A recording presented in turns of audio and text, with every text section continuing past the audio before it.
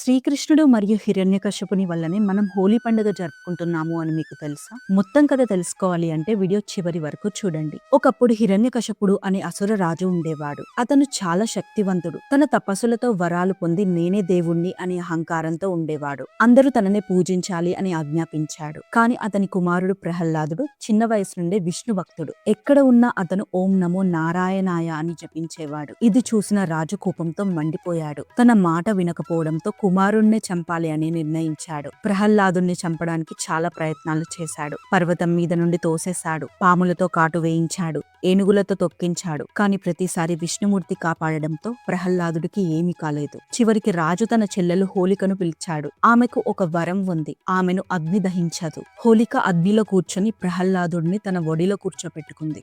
విష్ణుమూర్తి కృప వల్ల హోలిక మాత్రమే అగ్నిలో కాలిపోయింది. ప్రహ్లాదుడు సురక్షితంగా బయటపడ్డాడు. కాలం గడిచాక బృందావనంలో చిన్ని కృష్ణుడు పెరుగుతున్నాడు. కృష్ణుడు నీలిరంగు, కాని రాధ చాలా తెల్లగా ఉండేది. ఒకరోజు శ్రీకృష్ణుడు యశోదాదేవిని ఇలా అడిగాడు, అమ్మ రాధ నన్ను ఇష్టపడుతుందా? అప్పుడు యశోదాదేవి నవ్వుతూ ఈ రంగును రాధా ముఖానికి రాయి అని చెప్తుంది. కృష్ణుడు వెళ్లి రాధా ముఖానికి రంగు రాస్తాడు. అప్పుడు ఆమె కోప్పడలేదు, ఆమె నవ్వింది. ఆ నవ్వు ప్రేమగా మారింది. రంగులకు ఒక్కొక్కో దానికి ఒక్కో ప్రత్యేకత ఉంటుంది. అన్ని కలిసినప్పుడే వాటికి అందం వస్తుంది. అలాగే మనుషులలో ప్రతి ఒక్కరిలో ఒక ప్రత్యేకత ఉంటుంది. అందరూ భేదాలు లేకుండా కలిసి ఉన్నప్పుడే ఆనందంగా ఉంటారు. మనం హోలీని 2 రోజులు జరుపుకుంటాము. మొదటి రోజు హోలికా దహనం, తర్వాతి రోజు రంగుల పండుగ. హోలికా దహనం మనలో ఉన్న చెడు భావాలను కాల్చివేస్తుంది. హోలీ పండుగ మనలో ప్రేమ, స్నేహం, క్షమాభావం పెంచుతుంది. అందరికీ హోలీ పండుగ శుభాకాంక్షలు. ఈ వీడియో మీకు నచ్చినట్లయితే ఈ వీడియోని లైక్ చేయండి, షేర్ చేయండి. అలాగే ఇలాంటి మంచి వీడియోస్ కోసం ఛానల్ ని సబ్స్క్రైబ్ చేసుకోండి. జై శ్రీకృష్ణ.